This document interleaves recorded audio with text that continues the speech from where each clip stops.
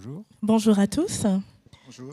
C'est un plaisir de vous retrouver aujourd'hui et de pouvoir avoir encore cette occasion de pouvoir discuter de tous ces récits formidables et extraordinaires que nous avons eus cette semaine. Aujourd'hui, pour pouvoir échanger, pour pouvoir parler un peu de ce que nous pensons de la leçon, nous avons Claude. Oui, bonjour. Tu vas bien? Bien, merci. Oui. Et il y a Elena. Bonjour Elena. Elle est venue par amour pour moi, pour me faire plaisir et pour participer avec nous tous. Alors ça me fait très plaisir de te voir aujourd'hui. Merci. Et nous avons Élie. Bonjour. Tu vas bien? Oui, merci beaucoup. Tu as passé une bonne semaine? Oui, ça s'est bien passé, un peu laborieux, mais c'est bien, je suis là. Oui, et c'est avec plaisir que nous t'avons ce matin. Et puis nous avons Nils. Bonjour. Ta présence est précieuse et je suis très heureuse que tu puisses nous accompagner ce matin. Merci. Alors, cette semaine, nous avons pu étudier le récit concernant la résurrection. C'est vraiment des récits vraiment incroyables. Je ne sais pas ce que vous avez pensé. Qu'est-ce que vous avez ressenti en commençant la première page, en lisant la première page et en vous rendant compte de tous les récits que nous allions redécouvrir? Parce que pour beaucoup d'entre nous, ce sont des récits que nous connaissons, mais de redécouvrir les petits détails, je ne sais pas ce que tu en as pensé, Claude. Un double sentiment, si c'est ce que j'ai ressenti. À la fois un gros sentiment d'espérance, parce que c'est vraiment ce qui nous tient à cœur, hein, la résurrection. Et puis, c'est vrai que dans mon ministère, j'ai rencontré beaucoup de personnes qui sont passées par le deuil. Et un jour, j'ai entendu cette phrase qui est terrible, qui est un enfant qui vient de naître est déjà assez vieux pour mourir. Et donc, sur notre terre, c'est de voir cette souffrance qui peut atteindre les gens, quel que soit l'âge. Et c'est vrai que plus la personne est jeune, plus ça nous touche. Et donc, quand j'ai pensé, voilà, on a lu la veuve de Naïn et tout ça, et j'ai pensé à toutes ces personnes qui passent par une perte douloureuse, je dirais, d'un enfant, par exemple. Et je me dis, qu'est-ce qu'elles auraient aimé que Jésus soit là ce jour-là. Voilà. Donc, je suis à la fois profondément heureux parce qu'il y a cette résurrection qui est là et qu'elle nous est offerte à travers ces personnages. Et puis, c'est aussi signe de souffrance et de peine pour beaucoup de gens. Voilà. Oui, ça te rappelle beaucoup Donc, de voilà, souvenirs. ça m'a touché, oui, ça c'est m'a ça. rappelé des souvenirs, disons, pas toujours simples. Oui, c'est normal. Dans la vie, nous rencontrons à Voilà. la fois la vie et à la fois la mort. La mort, Nous ouais. célébrons les naissances et nous pleurons Voilà. ceux qui nous quittent. Moi, ce qui m'a surpris, c'est cette semaine, il y a un grand peintre qui est mort, on va dire ça simplement comme ça. Et dans le langage courant, on dit « il a disparu ». La disparition de. Ça m'a beaucoup frappée parce que ce n'est pas vraiment un vocabulaire que j'utiliserais moi, peut-être parce que je suis chrétienne. Je ne sais pas, toi, quelle est l'expérience que tu as eue? Qu'est-ce que tu as ressenti en sachant qu'on allait pouvoir discuter de la résurrection ce matin, Elena? C'est vrai, les récits qu'on a vus sont extraordinaires. Surtout, Oui, c'est vrai. Surtout la résurrection de Moïse. Et par rapport à d'autres résurrections, je peux dire aussi, quand on en pense en ces fois, mais là, on a vu même, c'est juste on commence. C'est une garantie pour nous aussi que Jésus a offert cette victoire sur le péché et sur la mort. Ouais. Oui, tu parles de victoire. Et toi, qu'est-ce que tu en penses, Élie? Qu'est-ce que tu as pensé en feuilletant les pages, en commençant à lire les récits de la Bible? Est-ce qu'il y a des récits que tu as découverts, que tu ne connaissais pas avant? Il me semble que je connaissais déjà, mais les choses qui m'a frappé d'une façon particulière, c'est qu'on voit que le pouvoir de Dieu, il n'a pas de limites. Et quand il veut, il fait. Et puis il y a des conséquences selon les souhaits à lui, selon les projets à lui. Et je pense que malgré que la référence pour nous, c'est la croix, et on voit qu'il a eu des résurrections exceptionnelles. Celui de Moïse, parce que voilà, et il n'a pas eu une deuxième mort, mais il a, on va dire, c'est l'exemple de Jésus que nous allons déjà en l'Ancien Testament. Et puis je fais la remarque que Dieu, il n'a pas de limites. Quand il décide quelque chose, mais dans l'Ancien, au Nouveau Testament, il est présent selon ses projets à lui. Oui, tu retiens, Dieu n'a pas de limite. Et Moïse était le précurseur de Jésus. Tout à fait, oui. Et toi, Niels, qu'est-ce que tu as pensé? Je pense que c'est un sujet important et réconfortant. Cette semaine, j'ai eu la mauvaise nouvelle d'apprendre le décès d'une dame à Tahiti. Donc, il y a toute une famille qui est en deuil. Je pense à la famille pour eux, peut-être qui nous suivent. Donc, on pense aussi à eux dans ce moment douloureux. Et l'école du sabbat, justement, apporte un réconfort, mais aussi une espérance. On pense à eux, puis on espère que cette leçon, comme tu dis, va pouvoir rappeler des souvenirs, des vérités qui réconfortent et qui donnent un peu d'espoir. C'est vrai qu'on a commencé cette leçon avec un récit dans le Nouveau Testament.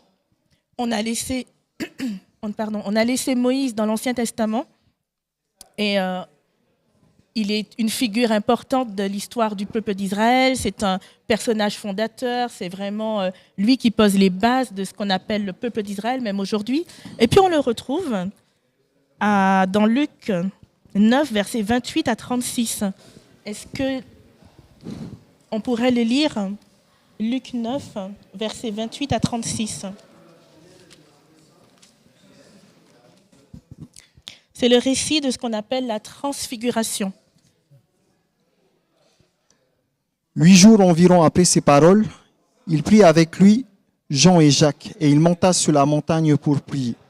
Pendant qu'il priait, l'aspect de son visage changea, et ses vêtements devinrent d'une blancheur éclatante.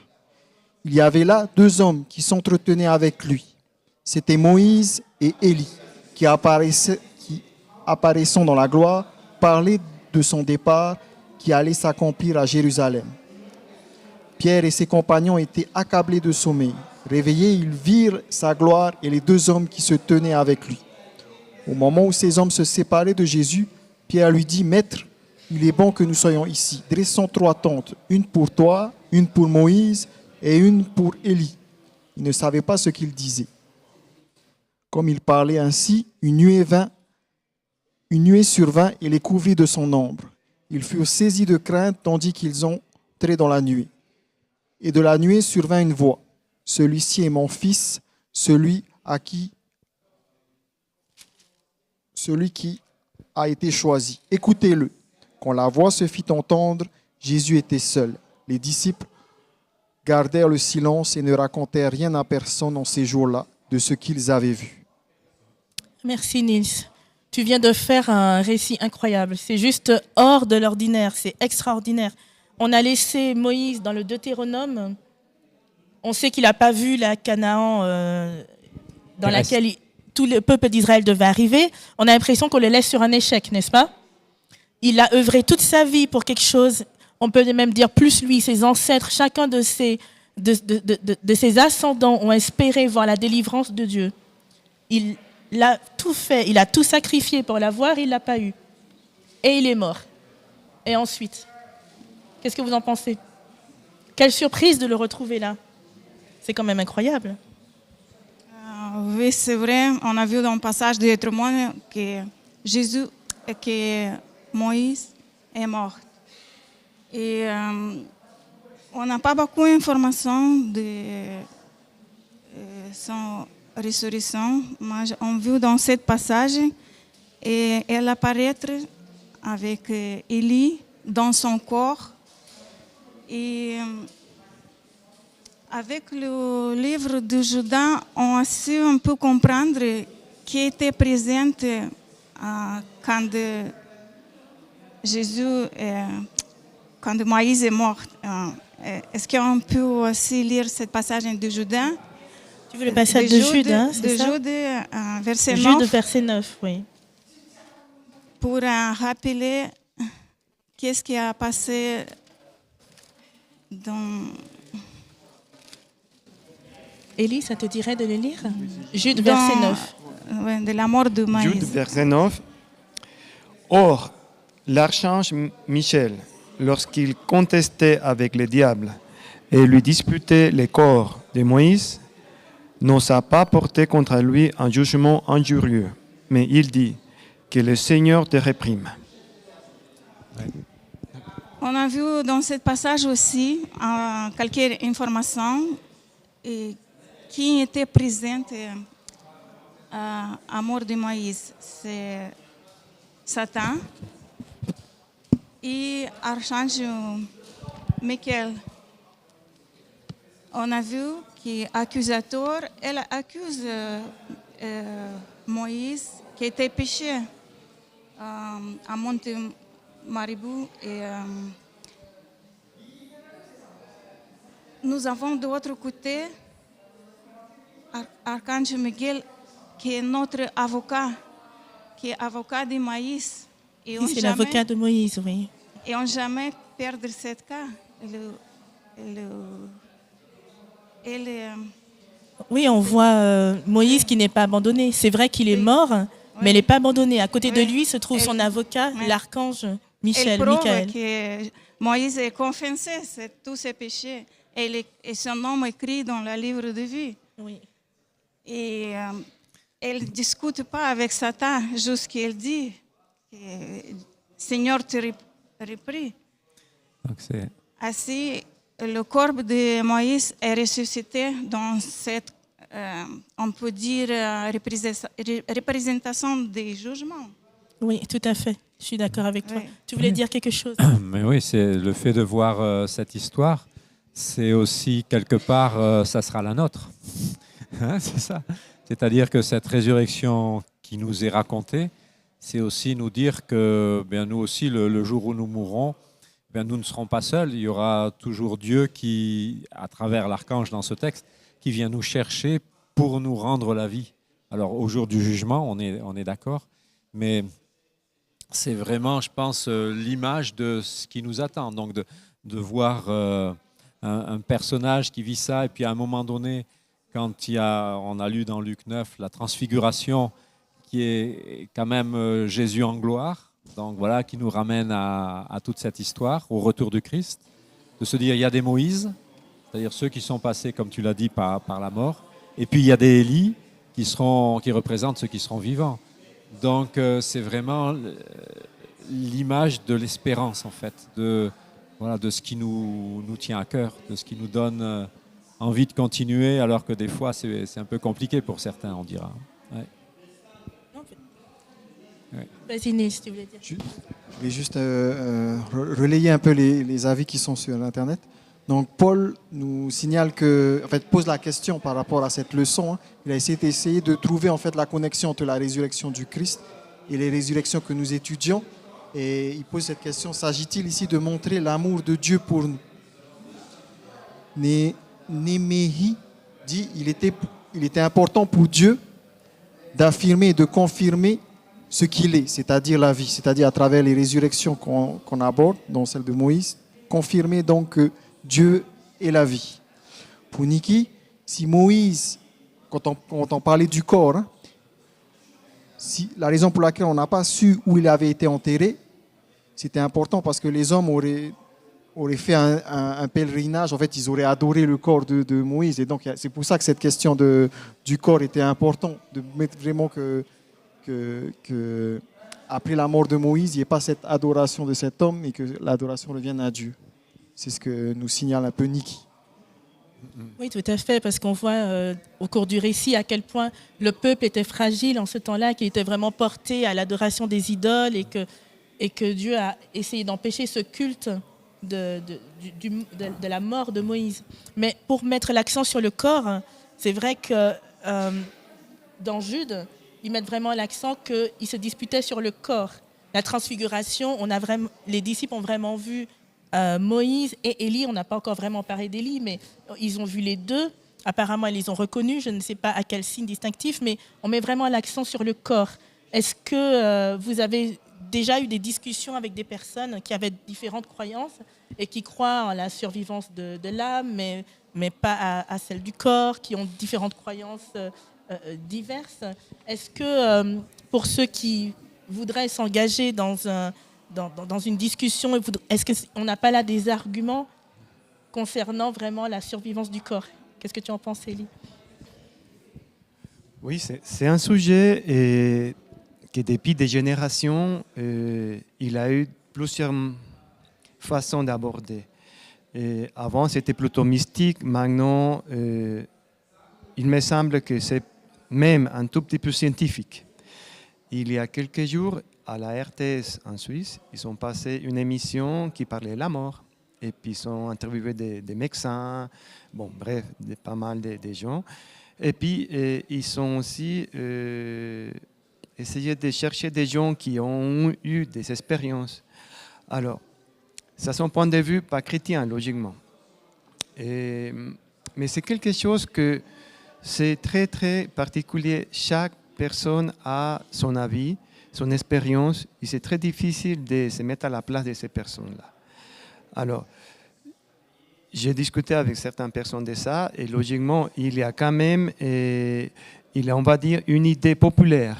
Et cette idée populaire, au plus connue, c'est que voilà, c'est deux identités, le corps et l'âme. Et bien pour nous, c'est le souffle de vie qui fait que le corps, ce côté matériel, a envie et en vie. Quand ce souffle se sépare, c'est que voilà, la personne est inanimée. Mais cette conception, pour certaines personnes, c'est pas possible parce qu'ils ont des expériences. Voilà. Je ne vais pas trop rentrer dans les détails de qu'est-ce que Satan fait derrière tout ça, mais on voit qu'il a eu la possibilité de parler par les serpents à l'Éden, et puis c'est quelque chose qu'on voit un pouvoir là, qu'il peut utiliser ces milieux pour s'exprimer. Alors, à la fin de toutes ces conversations que j'ai eues, oui, il y a quand même, c'est la possibilité de parler un peu de que la mort, c'est quelque chose que c'est un domaine un peu mystique que Satan, il essaie de toujours de mettre, on va dire, des semences, des graines pour mettre la pagaille. Et de cette façon, il peut continuer à développer sa théorie. Oui, Parce que alors, oui, ce que je voulais dire, c'est qu'en fait, nous, ce qui, à un moment donné, fait que l'on croit ce que l'on croit, c'est parce qu'on considère que ce que dit la Bible est vrai. Et que le point d'ancrage, c'est la mort et la résurrection de Jésus-Christ. Donc, à partir du moment où la Bible n'est pas la référence, effectivement, il y a énormément de croyances qui peuvent aller à la réincarnation, qui peuvent aller à l'âme dans le ciel, etc. Donc, il y a énormément de croyances possibles.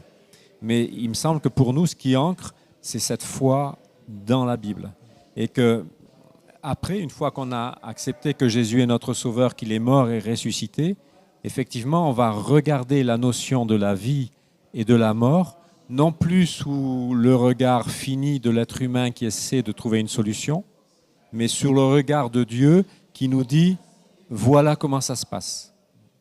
Et je pense que c'est ça qui change tout. Et d'ailleurs, c'est pour ça que j'ai beaucoup aimé dans l'étude cette notion dans Jean 11, hein, où Jésus va dire non, c'est un sommeil.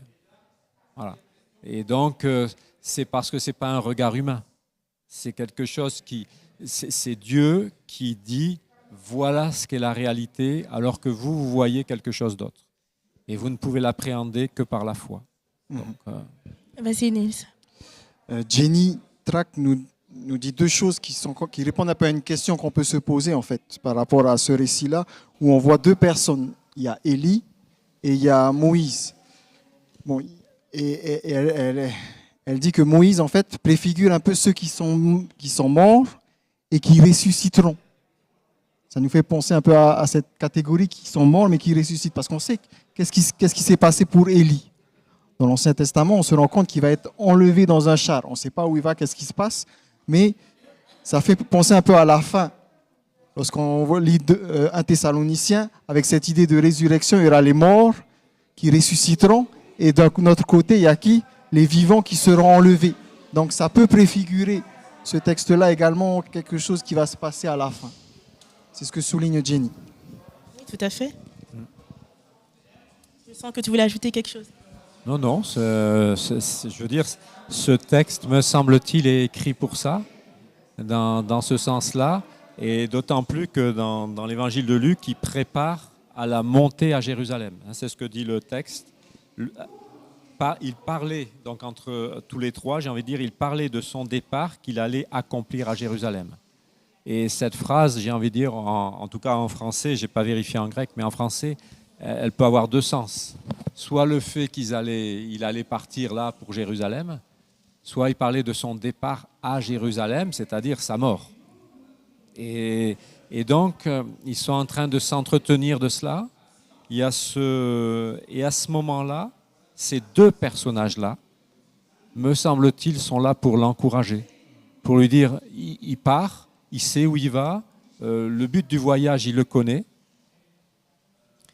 Et comment est-ce qu'on peut être renforcé, soutenu, encouragé, à la fois par le message du Christ, de Dieu qui lui dit c'est l'envoyé, mais en même temps, cette double présence qui montre la puissance de Dieu, qui est capable de ressusciter ou de prendre quelqu'un et de le maintenir en vie.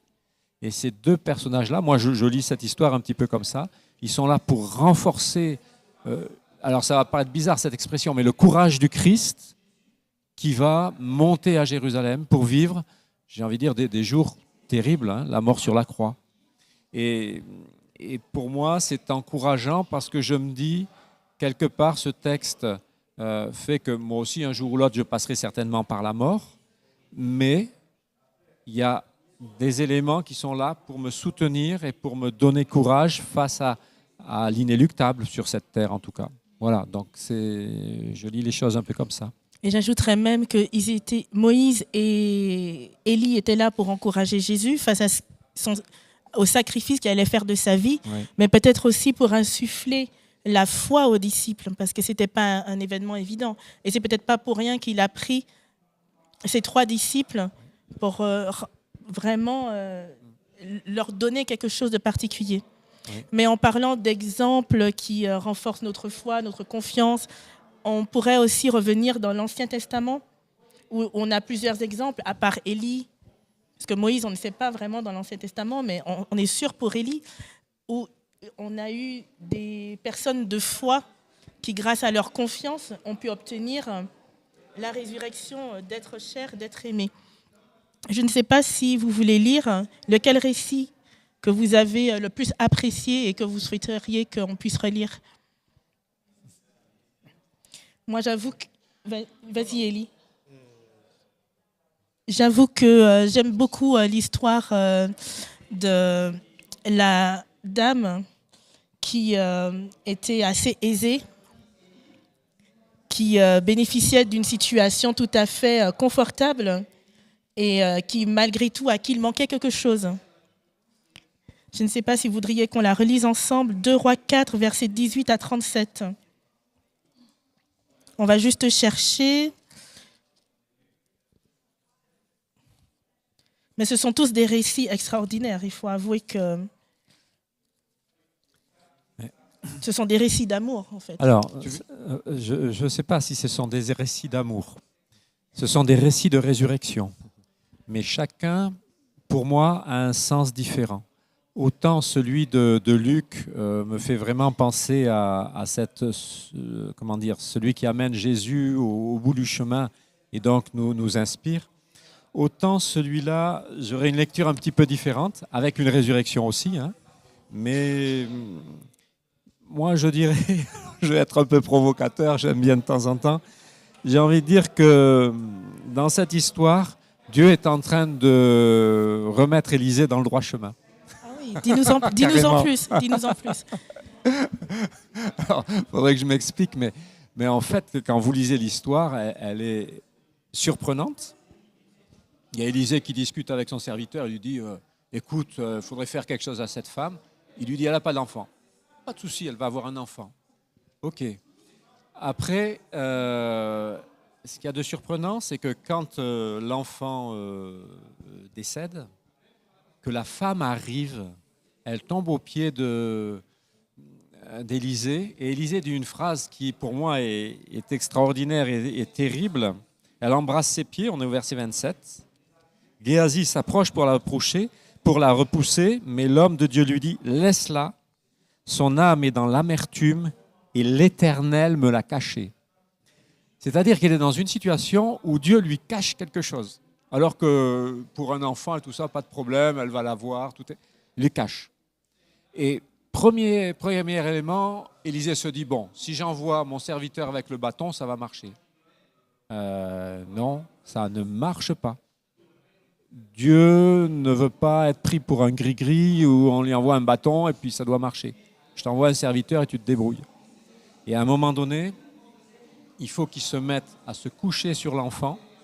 Et j'ai envie de dire, c'est une position, quand le prophète se couchait comme ça par terre, c'était une reconnaissance d'humilité.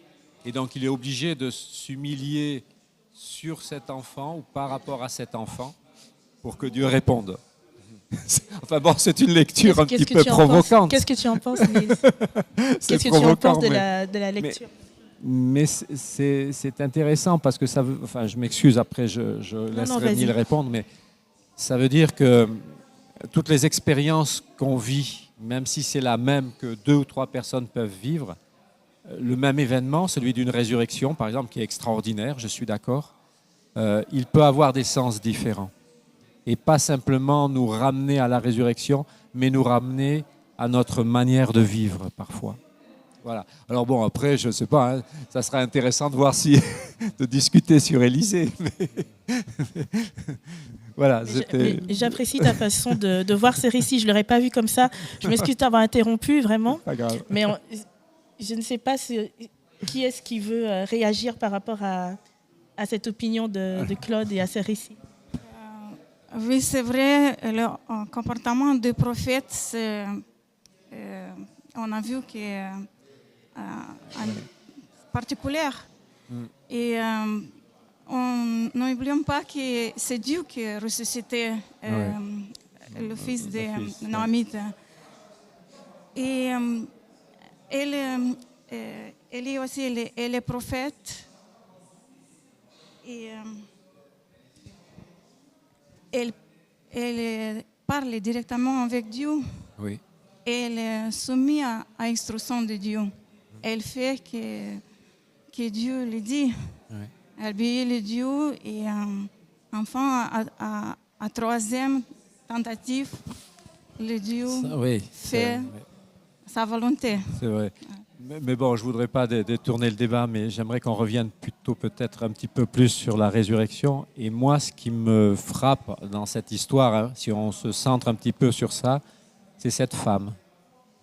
C'est cette femme qui quand même va dire 2 fois dans l'histoire, tout va bien, alors que son enfant est mort. Je veux dire, c'est impressionnant.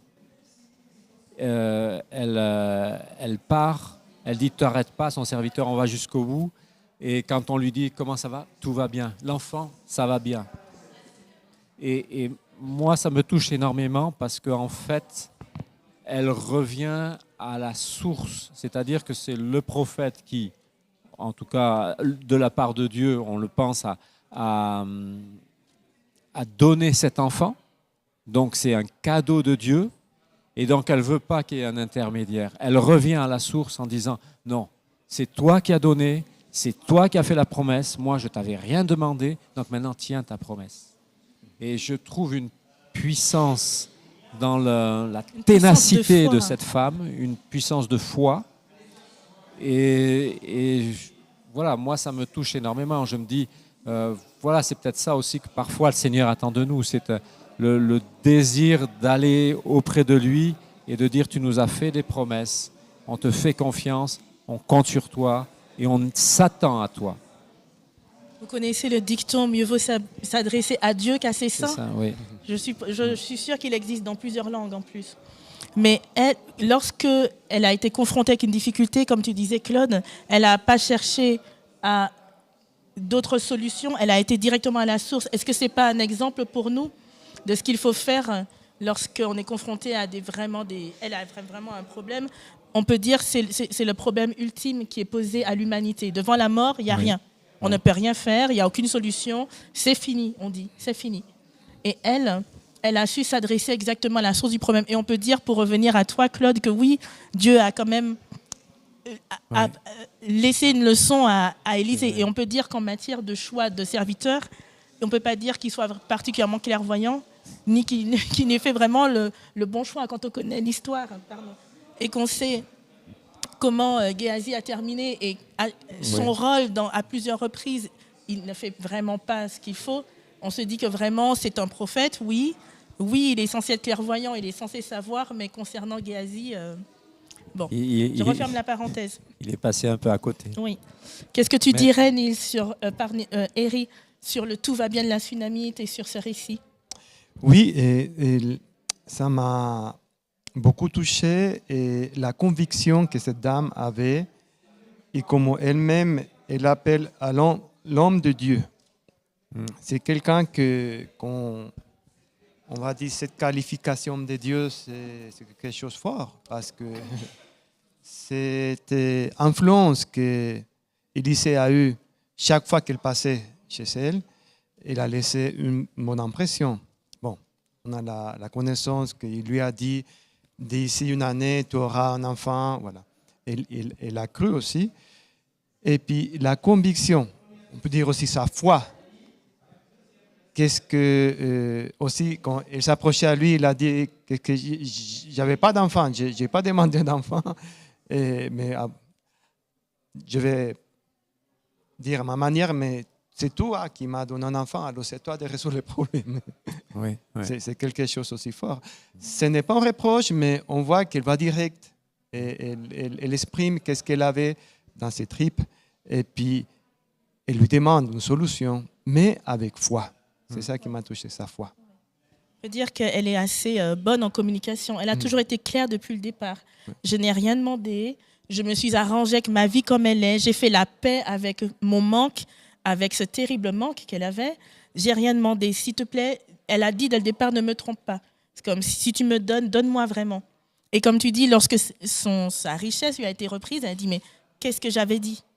J'avais bien dit, ne me trompe pas. Oui.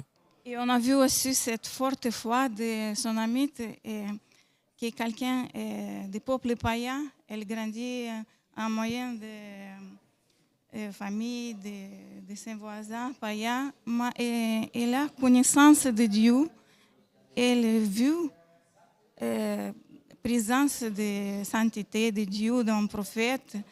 Et peut-être la foi plus forte que le peuple de Dieu, qui est presque tombé dans l'idolâtrie. Et nous avons vu le meilleur assis à dehors de Jérusalem, et que Jésus avec tous les peuples. J'aime bien que tu soulignes, Elena, qu'on a trouvé une plus grande foi en dehors d'Israël et que Élisée a certainement été mieux reçu. C'était son havre de paix, de sécurité. Et là, chez cette femme sunamite, qu'il ne pouvait trouver. Et c'est ce qui a fait dire à Jésus que les prophètes sont souvent mieux accueillis, ne sont pas reconnus par leur propre peuple, en fait.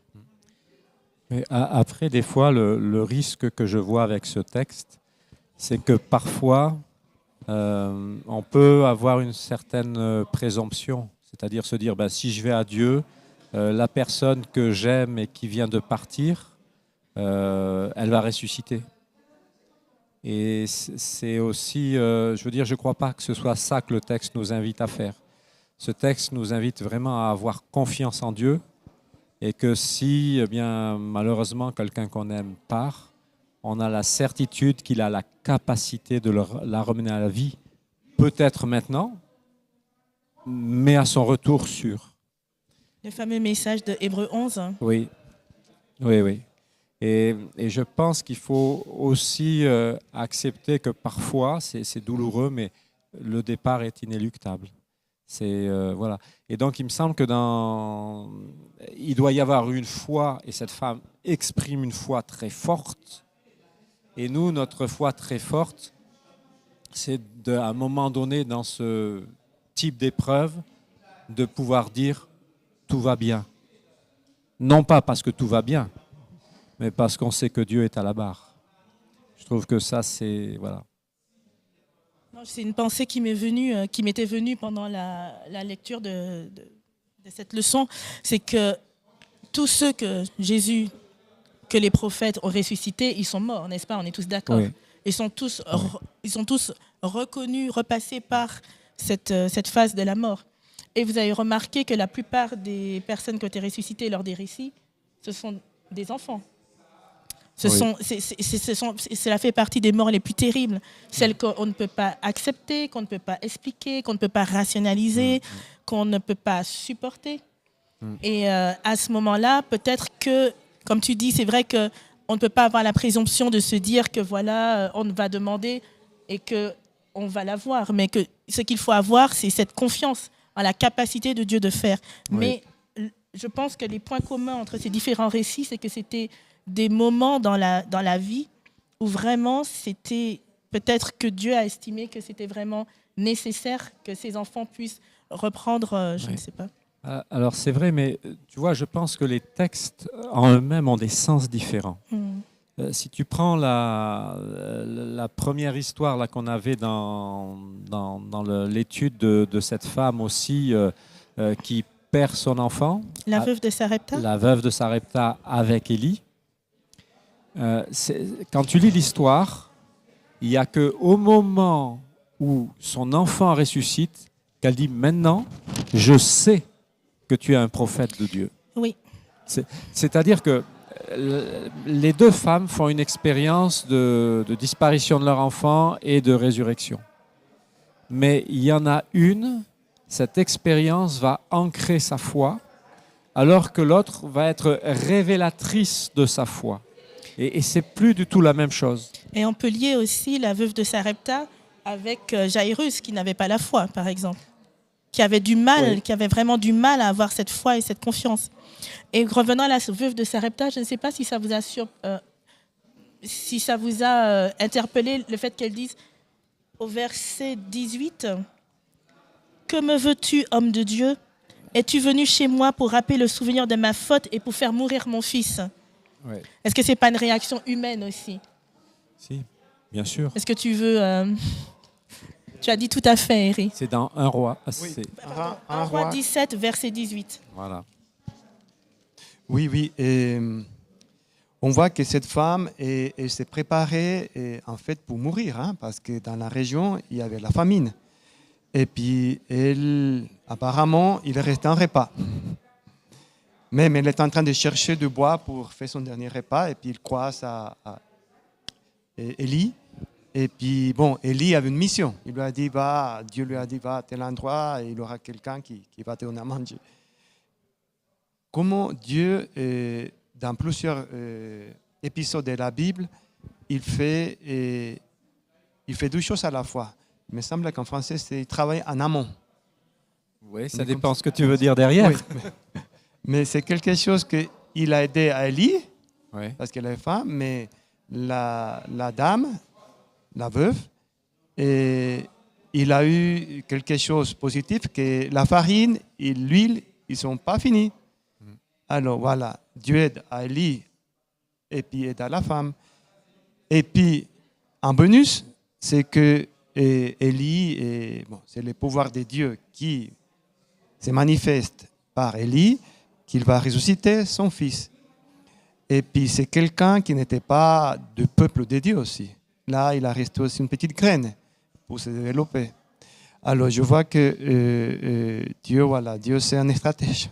À certains niveaux, il bouge ses pions et puis il y a plusieurs conséquences.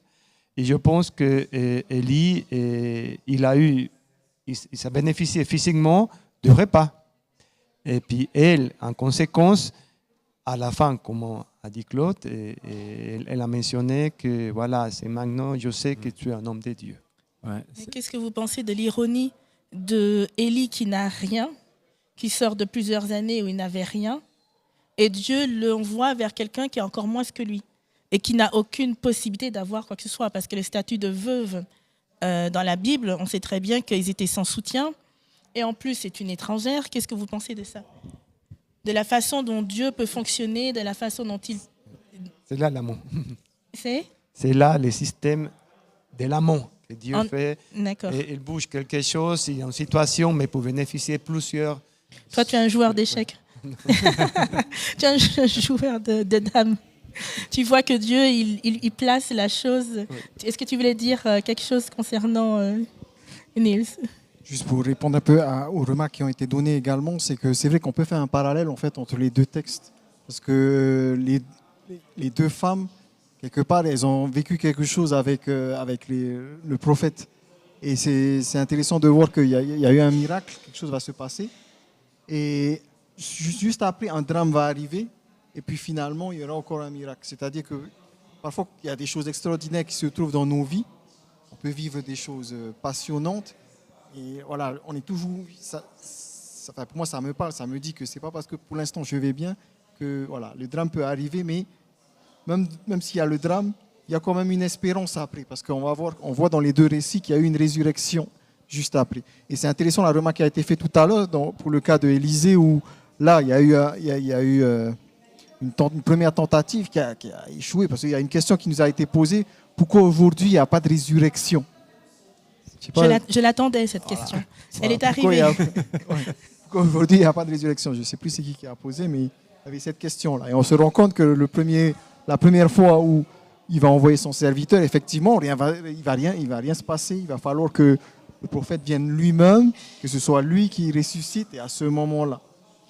Et comme ça a été souligné, à l'idée que c'est toujours des enfants, on ne sait pas s'il y a eu plusieurs, mais moi c'est l'image de Jésus, hein.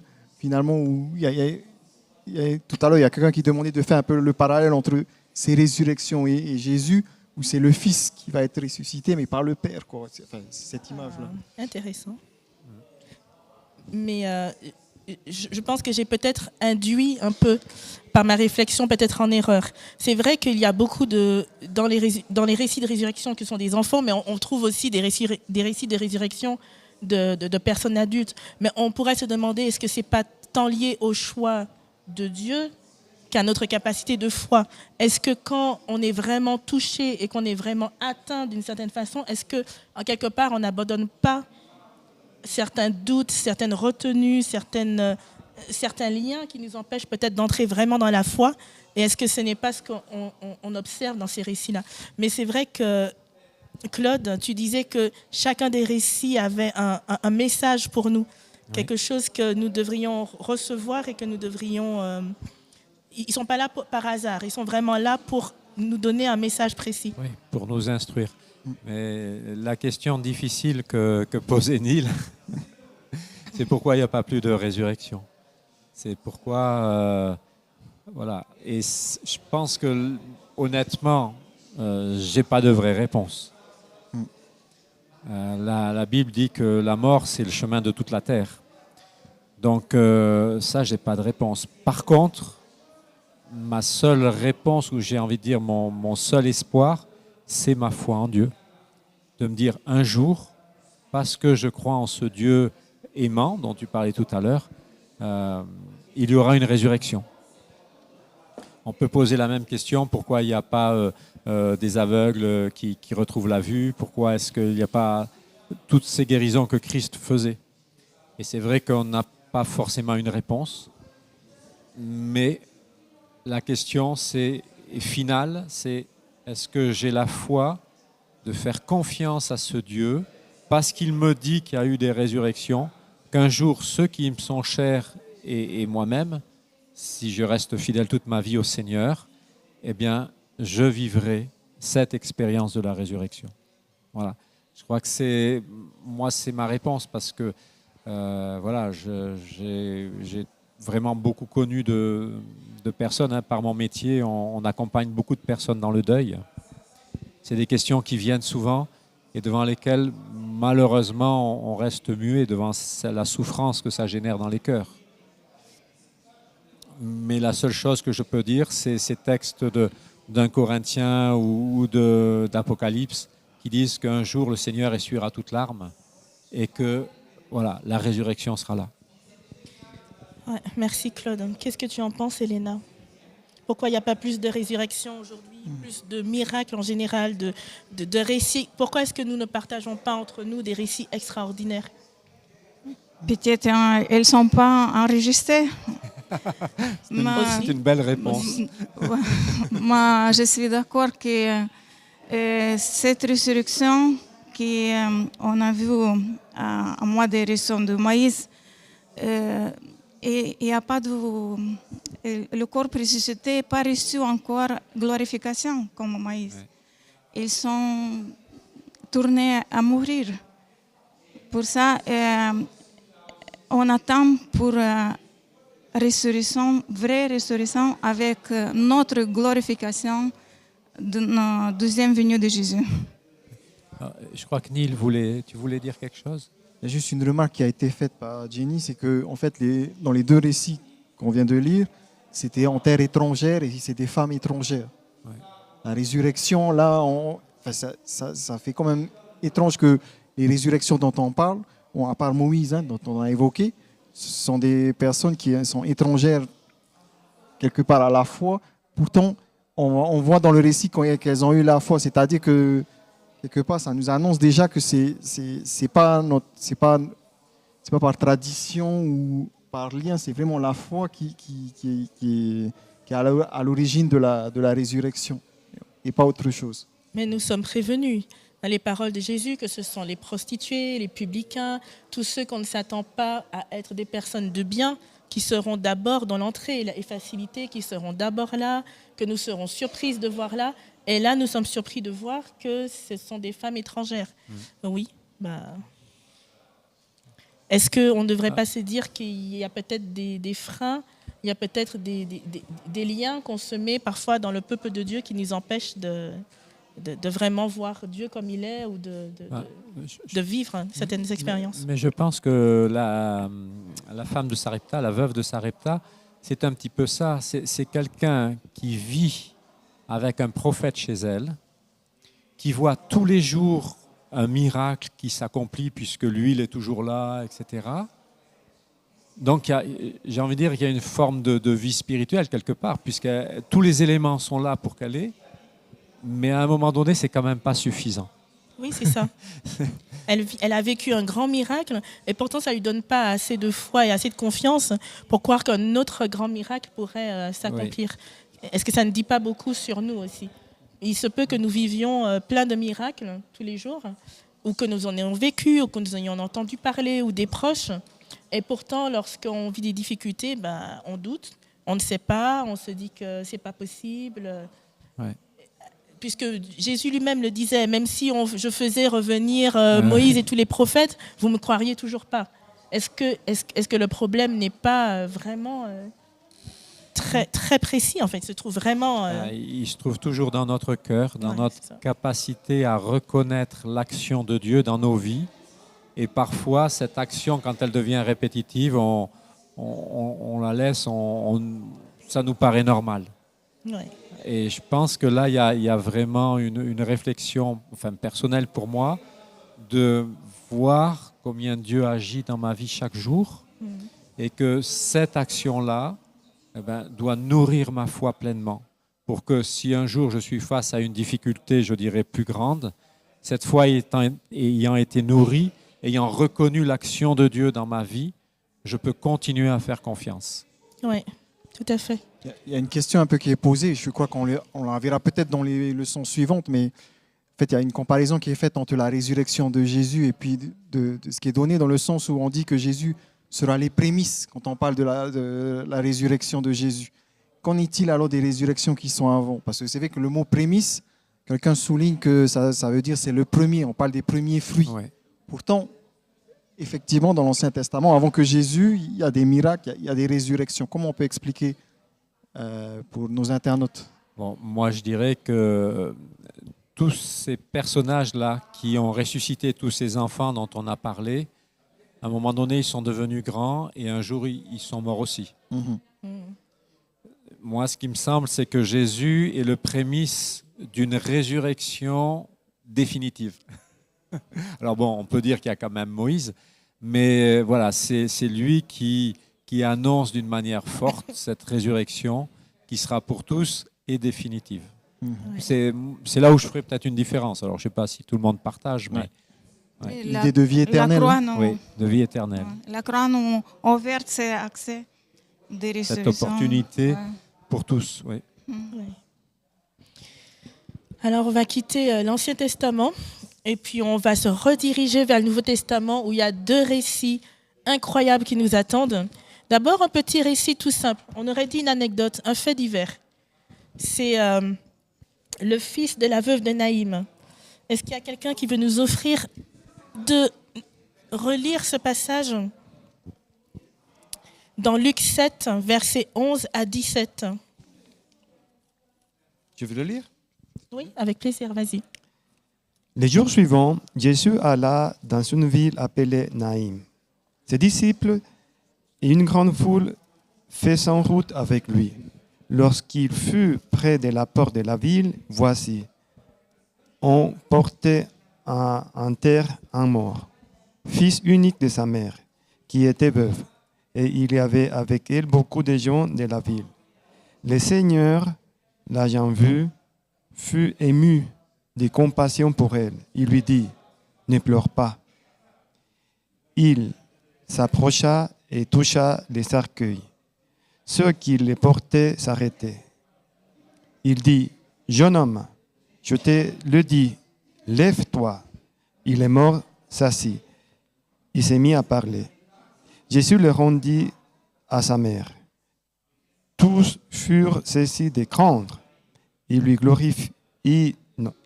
glorifiant Dieu, disant, un grand prophète a apparu parmi nous, et Dieu a visité son peuple.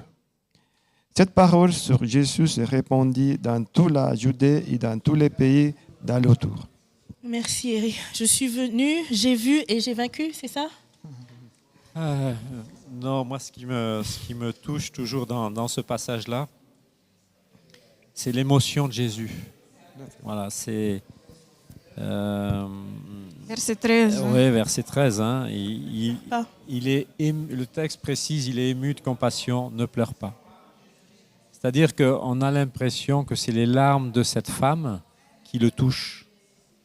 Et ça, je trouve merveilleux parce que, effectivement, comme je le disais, j'ai accompagné beaucoup de monde voilà, dans des enterrements. Et effectivement, ce qu'il y a de plus fort à ces moments-là, c'est les larmes. Et ce texte, moi, m'encourage parce que quand je vois ces larmes, souvent, alors pas toujours, mais souvent je me dis, le Seigneur voit ces larmes.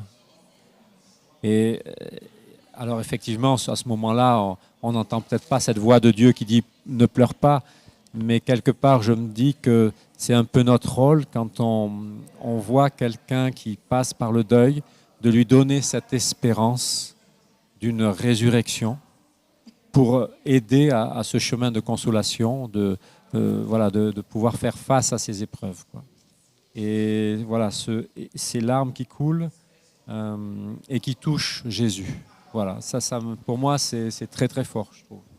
L'attitude de Jésus qui réconforte celui qui doit réconforter les autres. Oui, C'est-à-dire toi. oui. Non, ça c'est encore autre chose. Mais c'est vrai que moi, quand je vis des enterrements, je reste rarement neutre. Oui. Voilà.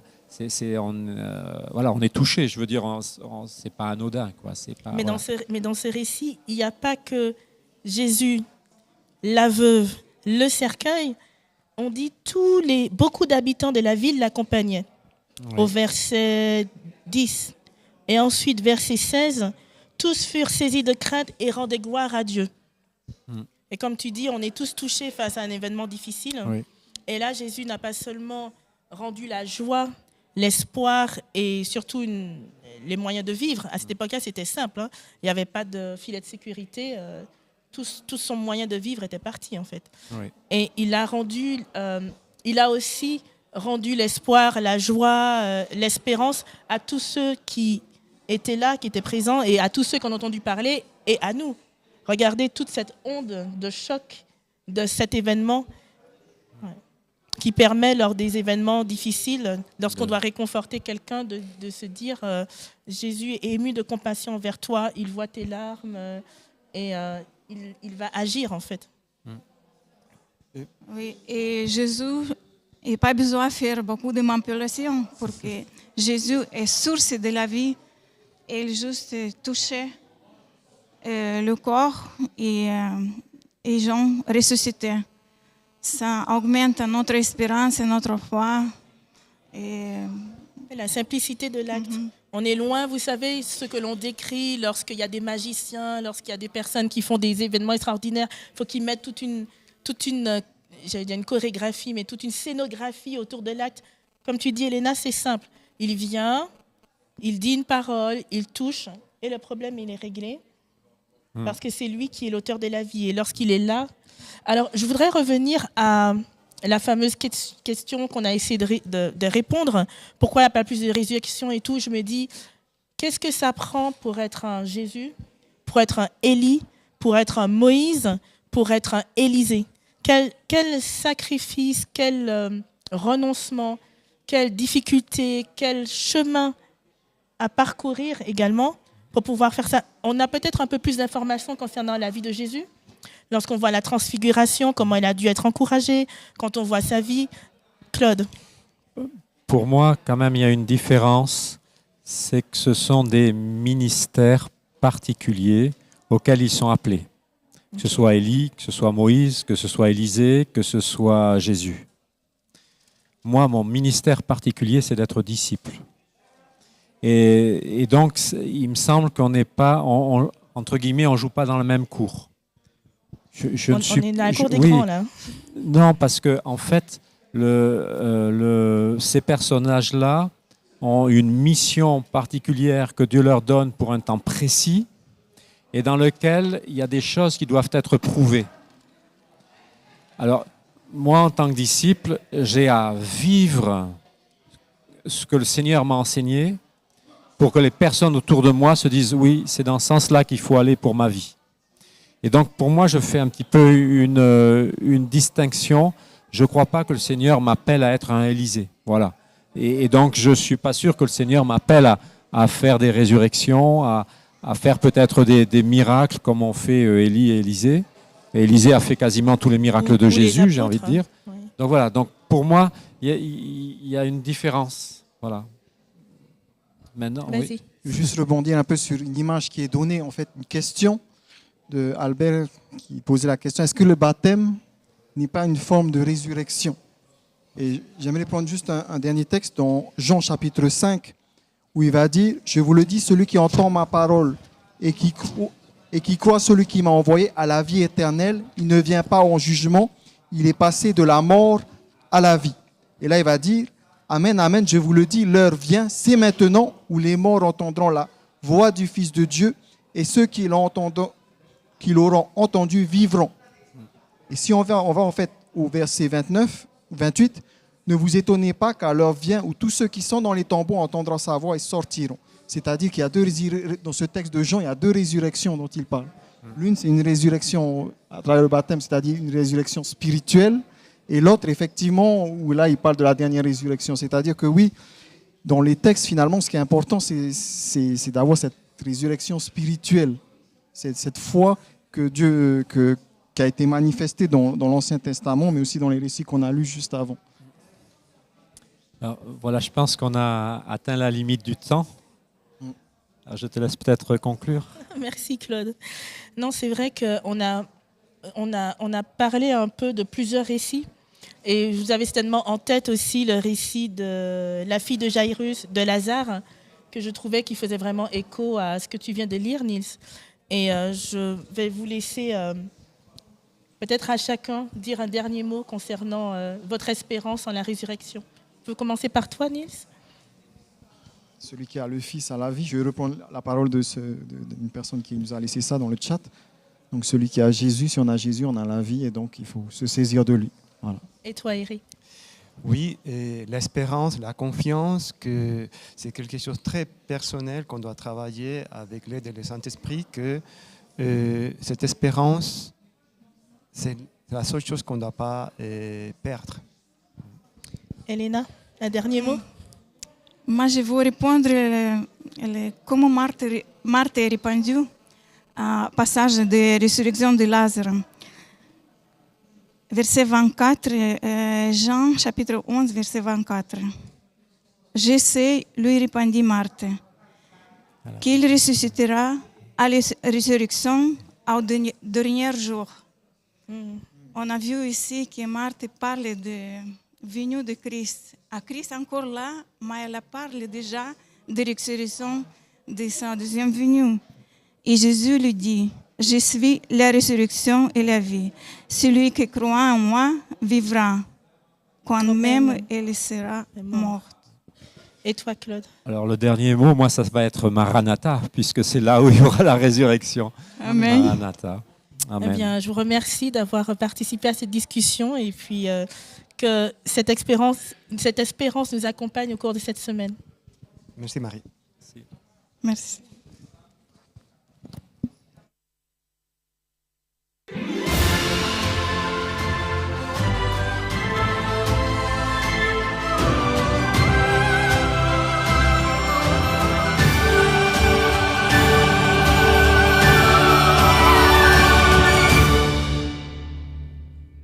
Eh bien, merci à tous pour cette étude. Merci.